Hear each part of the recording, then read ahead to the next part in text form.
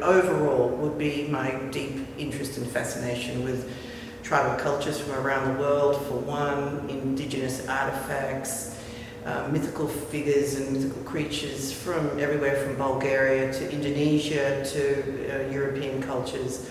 The work in particular behind me, I'm also referencing images loosely based on climate change. My deep interest in geography and geology, and that these are not direct references, but they're more inferences. So no one piece is particularly referencing one particular type of information.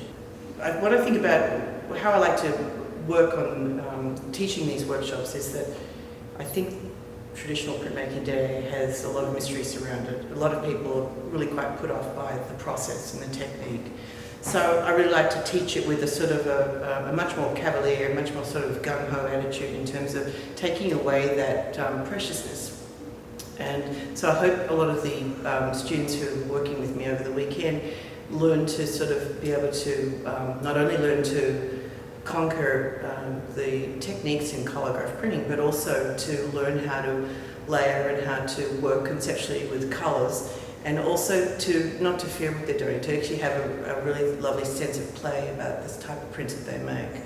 But I think that's my job as a printmaker, is to show others an easier, not necessarily easier, but a faster and more direct route, how to get to an image and build it over a series of substrates, and how to work with colour and how to layer. That's a really big part of the type of classes I teach, is the layering of colours, and how to build those and how to make two-dimensional pieces look very painterly and rich, and also the power of just the graphic nature of what it is that we're doing.